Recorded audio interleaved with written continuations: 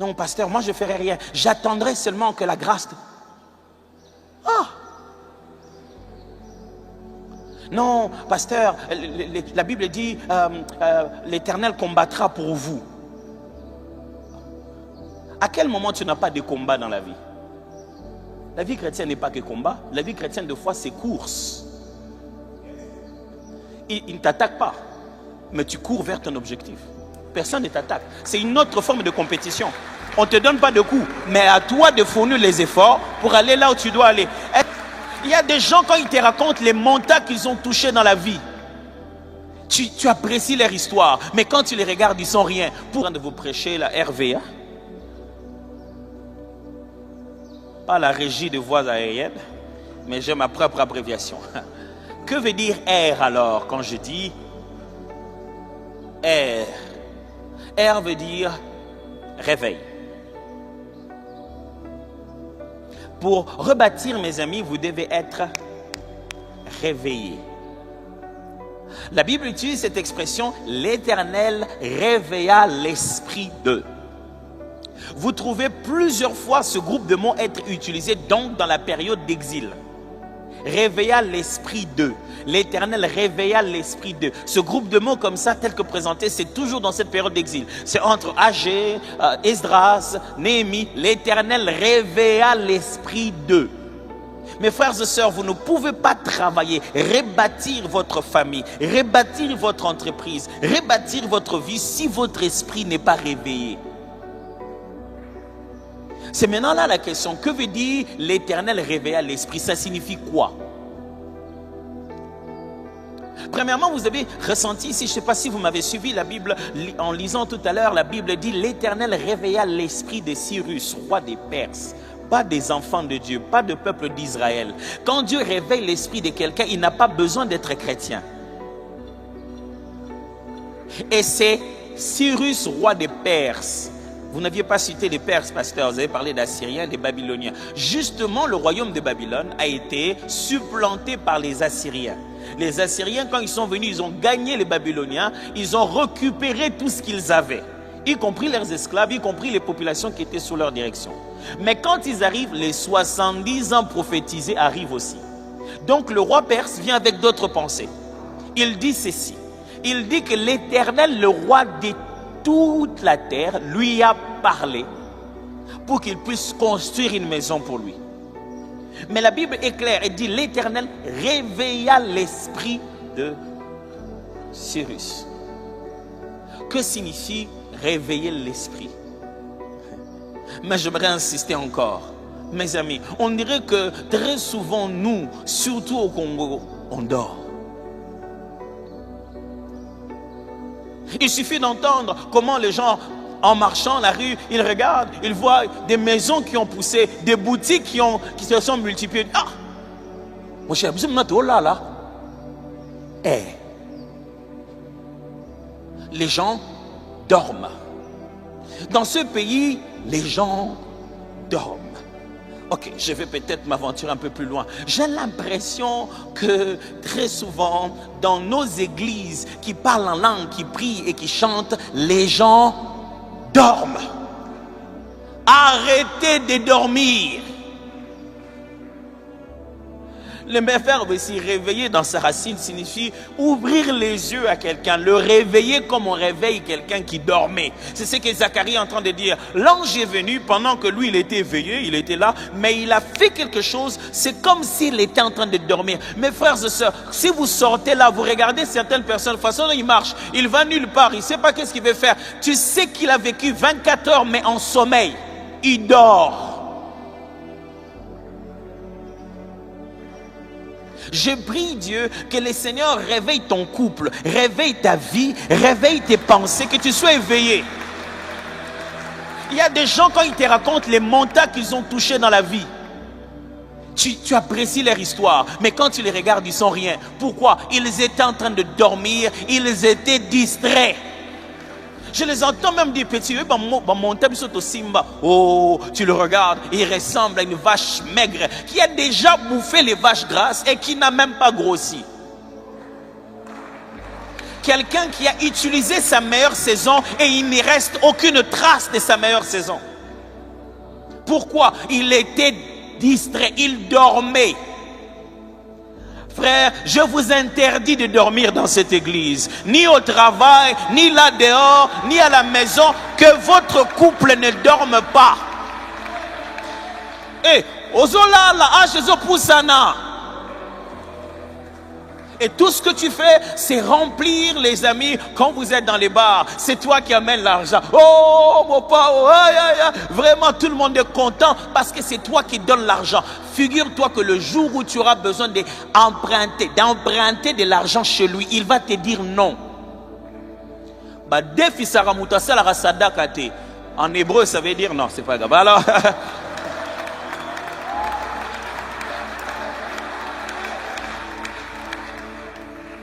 c'est lui qui livre de fêtes comme ça, on lui prête jamais de l'argent.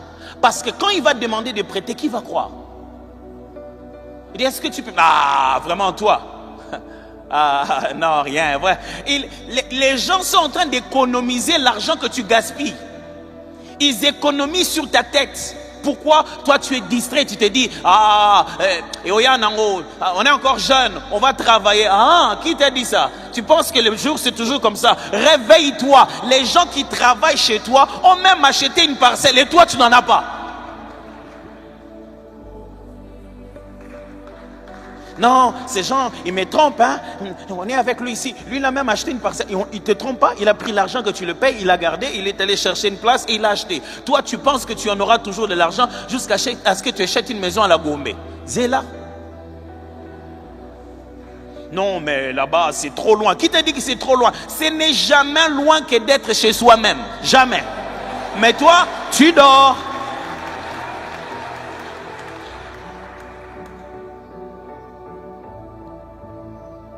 Réveille-toi. Et que veut dire réveiller l'esprit? Quand Dieu te réveille l'esprit, ça veut dire quoi? Réveiller, ça veut dire quoi? C'est la prise de conscience par la puissance de Dieu de notre part de responsabilité dans notre destinée. La prise de conscience par la puissance de Dieu de notre part sur notre destinée. Dieu te permet de devenir conscient de ta part des responsabilités dans ta destinée. Oh, ça, c'est une chose très importante. Vous savez, Paul parle à Timothée, il dit, il donne une instruction, il insiste sur son bien-être, il dit, tu dois être fidèle, capable de pouvoir distribuer, de pouvoir, je ne sais pas comment on dit ça en français, j'ai toujours oublié le terme en français, mais en français on dit, en anglais on dit rightly divide the truth, c'est-à-dire de pouvoir dispenser, c'est ça le terme en français, dispenser droitement la parole de Dieu. Le terme qui est là-bas signifie, c'est un terme qui est emprunté de l'Ancien Testament. L'idée est de ce que faisaient les Lévites à l'époque. Les Lévites, qu'est-ce qu'ils avaient? Ils avaient des instructions sur comment diviser les offrandes. Parce que quand les gens amenaient un bœuf ou quoi que ce soit, chaque type d'offrande avait des instructions. Certains étaient des holocaustes, d'autres ne l'étaient pas. C'est des offrandes de culpabilité, des offrandes d'action de grâce. Et quand vous lisez les livres de Lévitique, la Bible dit clairement, pour telle offrande, prenez la cuisse, la partie qui va juste, c'est bien décrit. Et le travail du Lévite, c'était, quand il a une offrande, il doit lire les textes pour bien couper. Pourquoi? Parce qu'il ne doit pas couper. S'il coupe trop la partie des dieux, il donne ça à l'homme, pas bien, il y a des conséquences. S'il coupe trop la partie de l'homme, il donne ça à Dieu, trop de conséquences. Il n'est pas un ouvrier fidèle. L'ouvrier fidèle, c'est qu'il coupe la partie de Dieu, il donne à Dieu, la partie de l'homme, il donne à l'homme. C'est ce que Paul dit que nous, les pasteurs, nous sommes censés faire. Mon travail en montant sur cette chaire, je ne dois pas vous faire croire que Dieu va faire ce que vous devez faire. Je ne peux pas vous faire croire qu'aller dormir, croiser les bras, il suffit de beaucoup parler en langue, Dieu le fera. Je ne serai pas un ouvrier fidèle. Dieu ne va pas construire à votre place. C'est à lui de vous réveiller et c'est à vous de construire. Dieu veut vous faire prendre conscience de votre part des choses, votre responsabilité dans l'affaire. Dans votre destinée, il n'y a pas que la prière. Dans votre destinée, il n'y a pas que les jeunes. Dans votre destinée, il n'y a pas que les parents. Il y a vous aussi. Réveillez-vous. Pasteur, vraiment, dans ces pays, vraiment, je n'arrive pas. L'économie est difficile, faire le travail dans ces pays, il y a toi aussi, quoi. Est-ce que ceux qui réussissent, ils ne sont pas dans ces pays?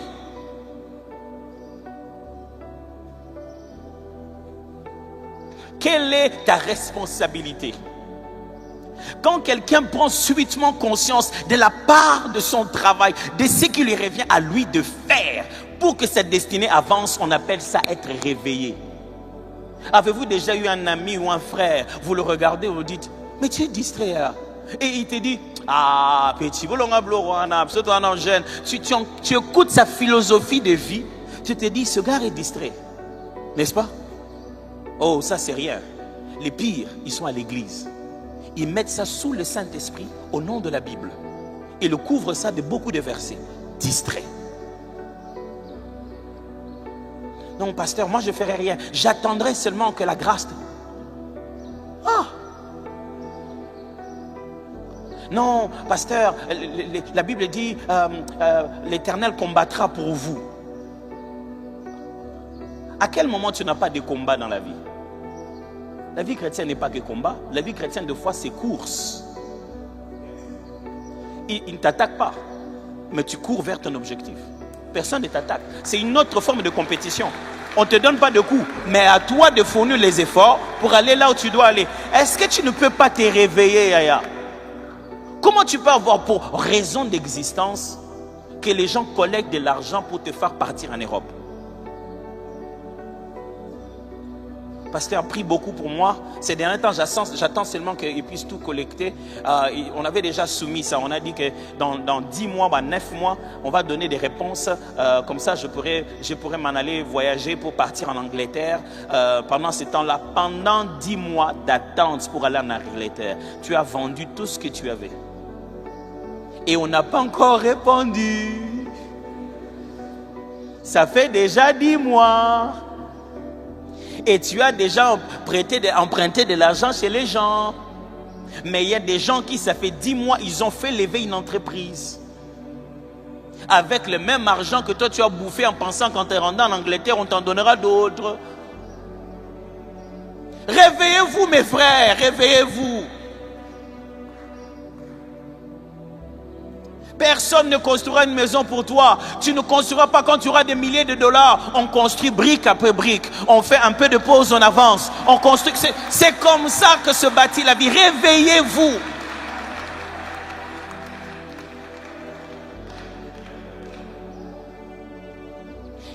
Lui, il pense quoi? Si c'est comme ça, pasteur, vraiment, cet homme-là, lui, il m'a dit ça, il m'a insulté, il m'a pas bien parlé. Il pense quoi? Papa n'a lembinga, mes parents n'en ont pas marre de moi, je vais rentrer chez nous. Tu crois que tu as un chez vous? Tu n'as pas un chez vous, tu vis chez quelqu'un. Où est ta maison? Tu venais de faire ton foyer pour pouvoir faire ta propre maison. Tu penses que là où tu rentres là c'est chez vous, attends que votre papa meure, tu vas voir que les intentions de tes grands frères et de tes grandes sœurs ne sont pas les mêmes que toi. Et surtout c'est de tes oncles que tu ne connais pas encore. Cette maison-là n'est pas à toi. Oh non, je vais rentrer chez nous. Il n'y a pas de chez vous.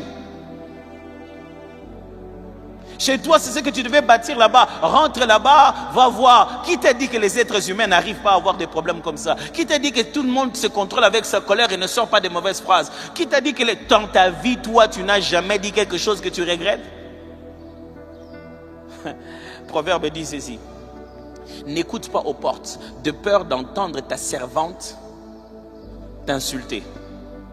Et n'oublie pas, il dit, n'oublie pas que toi-même aussi, tu dis des choses sur les gens quand ils ne sont pas présents.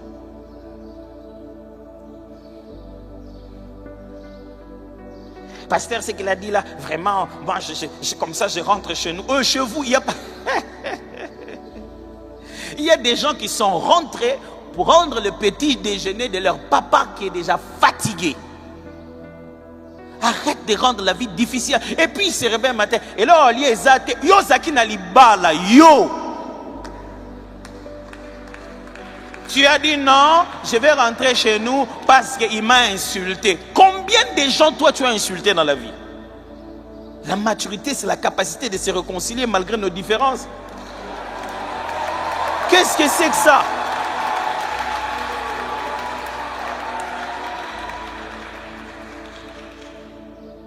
C'est-à-dire que chaque fois qu'on dira quelque chose de mal de toi, tu rentreras chez tes parents. Oh, non.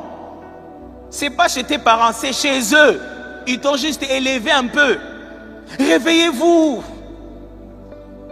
Réveillez-vous, madame. Ne vous mettez pas à dire, vraiment, moi en tout cas, je vis pour mes enfants, j'ai tout fait pour mes enfants, je n'ai même pas le temps de travailler, je n'ai même pas le temps de faire autre chose. Moi, je vis pour mes enfants, je veux que mes enfants aient les meilleurs d'eux-mêmes. Les enfants, là, quand ils vont grandir, quand tu vas commencer à te plaindre, moi, vraiment, ma vie, je n'ai rien fait de ma vie. On dit, mais maman, pourquoi tu n'as rien fait? Non, mais je m'occupais de vous. Oh, nous, on avait besoin que tu t'occupes de nous. On était déjà grands, non? C'est ces jours-là que tu vas te rendre qu'ils sont ingrats. Ils ne sont pas ingrats, c'est toi qui étais distrait.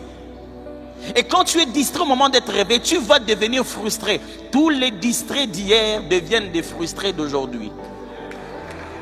Et tous les frustrés d'aujourd'hui deviennent les jaloux. Quand quelqu'un dormait, les autres avançaient. Le jour où il se réveille, il les trouve déjà partis. Et il commence à être jaloux en croyant que c'est eux qui ne les avaient pas réveillés. Oh, pourquoi? Ah, mon cher, quand on en a parlé, toi tu as dit non, ah où? Bazalimba, c'est loin, qu'est-ce qu'il y a là-bas dedans? Hein, vous savez que GB c'était une forêt. Hein?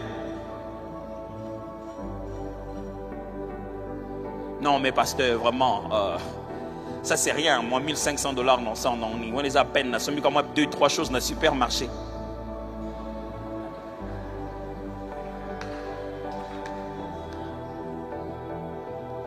Dans ma vie, j'ai déjà acheté 2 hectares à $500. 2 hectares. Les exemples, pardon.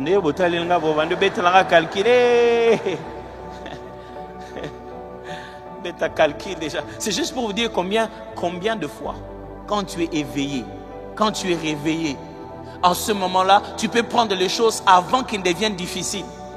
Le jour où les autres se réveillent, c'est trop tard, ça devient super difficile. Je prie Dieu que quelqu'un qui est distrait se réveille. Que Dieu te fasse prendre conscience de ta part de responsabilité dans ta destinée. Pourquoi tu as compris que c'est à toi de prier et tu n'as pas compris que c'est à toi d'agir? Pasteur, ma vie, je prends ça au sérieux. Je vais prendre 21 jours de prière. Il n'y a pas que 21 jours de prière à prendre aussi. Il y a aussi des informations à demander. Il y a aussi des formations à suivre. Il y a aussi des milieux à fréquenter. Il y a aussi des questions à poser. Mais prends conscience qu'une grande partie de ta destinée est entre tes mains et c'est comme ça que Dieu a fait les choses. Je prie que Dieu réveille quelqu'un comme s'il était en train de dormir. Qu'il soit réveillé. Vous savez, quand vous devenez éveillé sur une chose, vous commencez à la remarquer. Vous savez, vous marchez toujours, on te dit quelque chose que tu n'as jamais remarqué avant. On te dit quelque chose sur les motards, par exemple. Et depuis que tu regardes le motard, tu vois ça. Oh, il a fait ça aussi. Il faisait ça tous les jours. Toi, tu ne voyais pas. Parce que tu n'avais pas l'info. Maintenant que tu as l'info, tu constates maintenant tout. Il a fait ça comme ça. Ah, on avait dit qu'il ferait ça comme... Maintenant, tu comprends comment ça se passe. Il faut que votre couple se réveille. Vous irez de fête en fête, d'anniversaire à anniversaire. Entre faire l'anniversaire de cet enfant et mettre son nom dans un livret parcellaire, quelle est la meilleure des choses? Chez moi, je préviens ma femme, je reporte les anniversaires déjà. Je dis, bon, aujourd'hui, c'est connu chez nous, en fait, que première année, et puis on commence à fêter 5, 7, 10. Ce sont les années qu'on fait une grande fête. Et chez toi, tu pleures chez ton mari parce qu'on n'a pas fêté les 9 mois de l'enfant. On n'a même pas...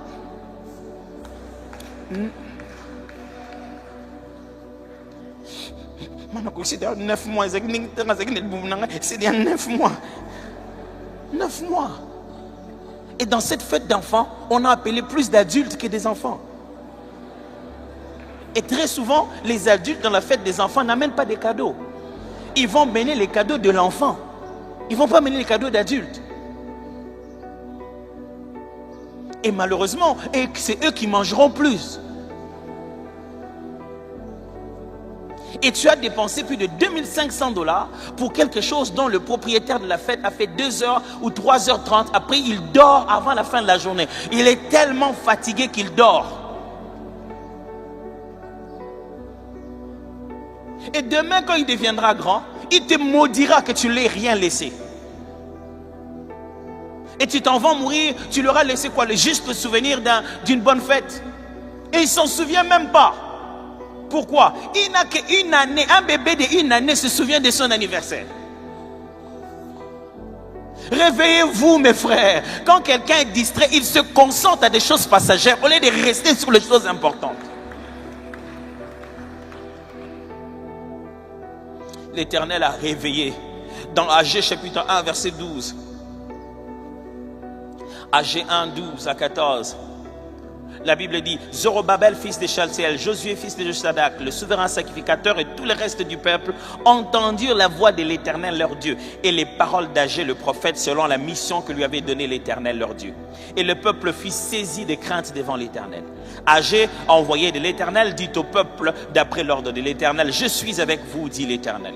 L'Éternel réveilla l'esprit de Zorobabel, fils de Shaltiel, gouverneur de Juda, l'esprit de Josué, fils de Josadak, le souverain sacrificateur, et l'esprit de tous les restes du peuple. Ils vinrent et se mirent à l'œuvre dans la maison de l'Éternel des armées, leur Dieu, les 24e jour du 6e mois, la seconde année du roi Darius. L'Éternel réveille l'esprit de Zorobabel, il réveille l'esprit de tout le peuple, et ils se mettent à travailler. Une chose à savoir, une deuxième chose au sujet des réveillés, c'est que le réveil se produit dans l'esprit de l'homme au travers de la parole de Dieu.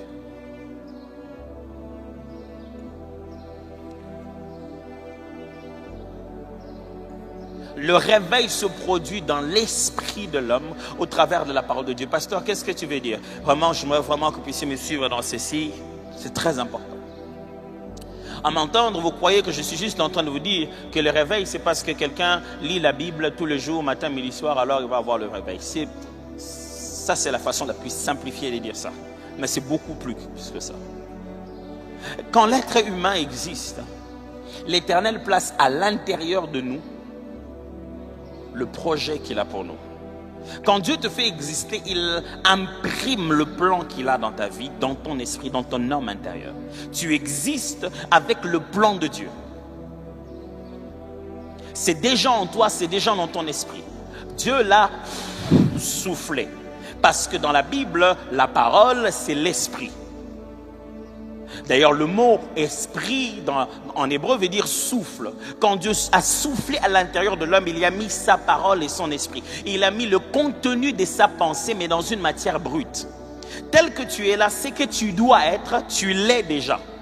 Mais au niveau de ton homme intérieur, je vous donne un exemple simple. Premièrement, le petit garçon est né, il est encore petit, inoffensif, mais on est en train de tuer tous les jeunes garçons de son âge. Pourquoi? Il fallait attendre qu'il grandisse pour qu'il devienne une menace. Il est une menace dès qu'il existe. Deuxième exemple, Joseph arrive, il a un songe où il voit, la Bible dit, le soleil, la lune et les étoiles qui se prosternent devant lui. Il en parle à ses frères lui disent, non, ça veut dire quoi? Nous allons nous prosterner devant toi, c'est quoi ce genre de songe? Il en parle à son père lui dit, veux-tu dire que ta mère et moi, ainsi que tes frères, allons nous prosterner devant toi?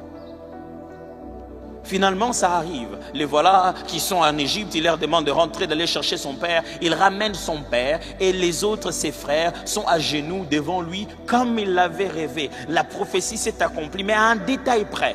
Dans la vision, il avait vu la lune, les étoiles, ainsi que le soleil. Et son père avait traduit comme ceci, ta mère et moi, ainsi que tes frères. Mais le jour de l'accomplissement, la mère est déjà morte. Il n'était pas seulement en train de voir l'avenir, il était en train de voir l'état réel de ce qu'il était. Ce n'est pas le jour où les frères et sœurs, les frères sont venus se prosterner, sa mère est déjà morte. Mais le moment où il avait eu la vision, il avait vu sa mère. Ça veut dire que son père, sa mère et ses frères étaient déjà prosternés devant lui pendant qu'il était encore en train de rêver. Son esprit était déjà supérieur. Dieu imprime de la sorte ce que nous sommes au-dedans de nous. Mais c'est une matière brute, c'est un souffle. On ne sait pas encore décoder ce langage-là. C'est comme ça, deux fois c'est le vouloir, deux fois c'est la sensation d'insatisfaction, deux fois c'est la frustration, parce que la parole n'est pas articulée. Pour articuler la parole de Dieu, nous avons besoin de lire et d'écouter la parole de Dieu. C'est ce qui s'est passé. Comment Cyrus a-t-il eu son esprit réveillé? Lui-même l'a expliqué. Il a dit, l'Éternel, le Dieu des armées, le Dieu d'Israël, m'a commandé. Il m'a parlé. Je viens de vous lire dans Agé. La Bible dit, le prophète a parlé et l'esprit du peuple a été réveillé. Tu ne réveilleras pas ton esprit si tu n'arrives pas à y mettre à l'intérieur, par écoute et par lecture, la parole de Dieu. Qu'est-ce que je vais encore dire? Je vais insister. On va y aller, vous en faites pas. Je vais donner un exemple facile. Vous savez bien que quand je commence à donner un exemple de ma femme, c'est que ça devient facile. Elle n'est pas là.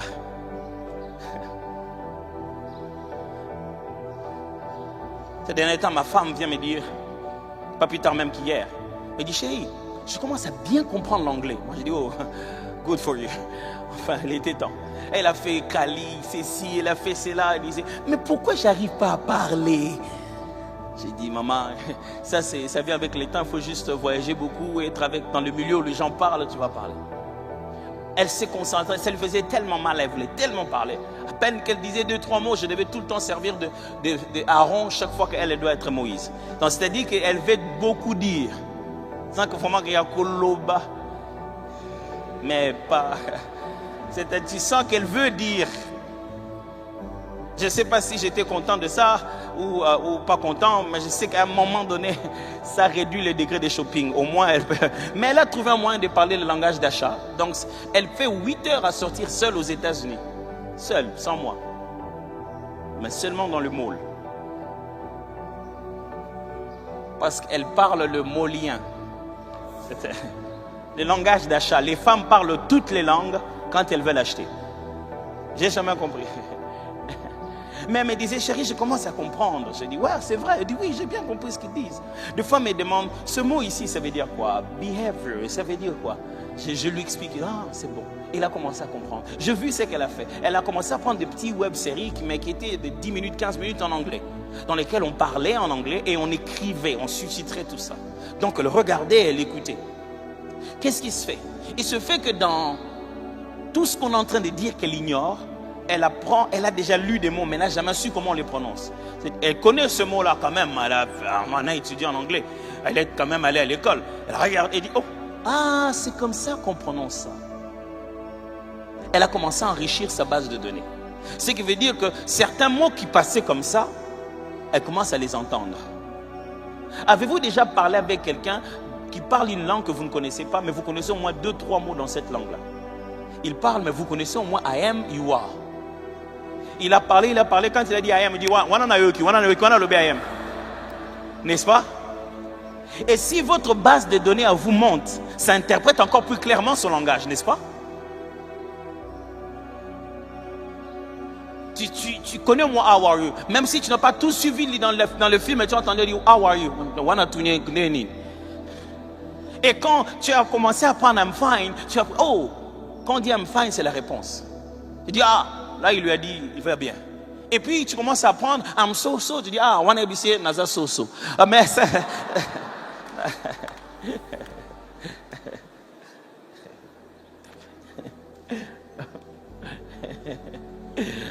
ce n'est pas so.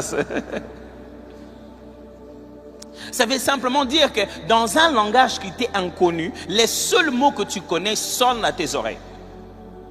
C'est-à-dire, plus tu enrichis ton vocabulaire, plus tu comprends l'autre langage. La pensée de Dieu est dans notre esprit, dans un autre vocabulaire. C'est à force d'entrer la parole de Dieu que ça nous permet de commencer à comprendre les dieux qui a déjà parlé. Est-ce que vous suivez de quoi je parle ici? C'est plus toi tu fais entrer la parole. Des fois tu n'as pas besoin de lire. Mets ça dans la voiture pendant que tu conduis. Écoute la parole. Pourquoi? Parce que celui que tu connais, tu sais l'écouter même quand tu ne l'as pas vu. Tu reconnais sa voix. Ok, je vais répéter ça. C'est lui dont tu connais la voix. Tu le reconnais même avec les yeux fermés. Tu dis, oh, 109, il y a Jeannot. Tu ne l'as pas vu. Mais tu sais, même plus, vous allez savoir que si tu connais très bien quelqu'un, tu connais très bien le langage de quelqu'un, tu peux même reconnaître que cette personne a parlé avec lui. Tu converses avec lui, tu te dis, toi, c'est sûr que tu as parlé avec le pasteur Adams.